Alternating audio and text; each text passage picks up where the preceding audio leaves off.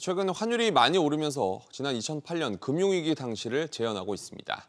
최민적 마지노선인 1240선을 훌쩍 넘어 오늘 원달러 환율이 1265원에 마감했습니다. 수출 기업에는 호재지만 가뜩이나 많이 오른 원자재 값 부담이 더 커지면서 우려가 더 커지고 있습니다. 류정훈 기자와 자세히 알아봅니다. 업계별로 영향은 다 다를 텐데 일단 악재로 작용하는 곳은 어떤 곳들이 있을까요? 네, 수출 비중보다 수입 비중이 큰 정유와 발전 사업, 외화 부채 등 환율 리스크 노출 수준이 높은 항공 운수업이 대표적입니다. 네. 국내 정유사들은 원유를 해외로부터 사들이고 원유를 석유 제품으로 정제해서 수출을 하는데요. 지난해 총 수출액 332억 6,600만 달러. 반면 수입액은 677억 달러로 수입 비중이 높다 보니 환율 위험에 노출된 수준이 더 높다고 볼 수 있습니다. 네. 대규모 적자 논란이 불거진 한국전력공사도 부담이 커지긴 마찬가지인데요.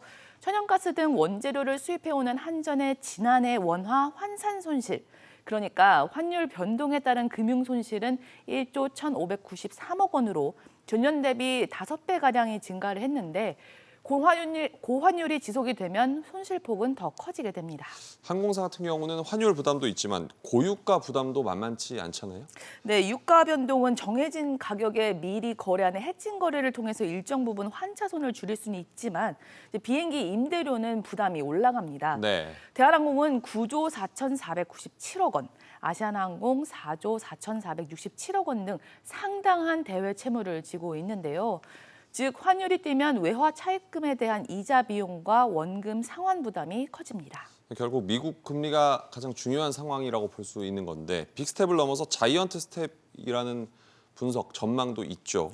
환율이 더 오를 가능성은 어떻게 나오고 있습니까? 네, 전문가들은 달러당 1,280원도 가능하다라는 전망을 냈는데요. 들어보시죠. 네. 5월 달, 6월 달 미국 기준금리 본격 인상은 아직 남아 있잖아요. 그 구간에 어떤 형태로든지 미국 쪽에서 금리가 추가적으로 올라갈 수 있는 거고. 환율이 더 오르면 당장은 호재일 수 있는 수출 기업들도 장기적으로는 영향이 좀 있을 수밖에 없을 것 같은데 어떤 부분 들 수 있을까요? 네, 원자재 수입 비중이 높다면 수출가 인상에 따른 이익보다 원가 부담이 더 커질 수 있습니다. 네. 전체적으로 세계 경기가 둔화되는 쪽으로 갈 수밖에 없거든요. 구매력이 하락하고 또 어떤 불확실성, 특히나 각 국가별로는 정책 불확실성의 문제도 있고. 당분간 기업들의 환율 리스크 방어가 중요한 시점이 될 것 같네요. 류 기자 잘 들었습니다.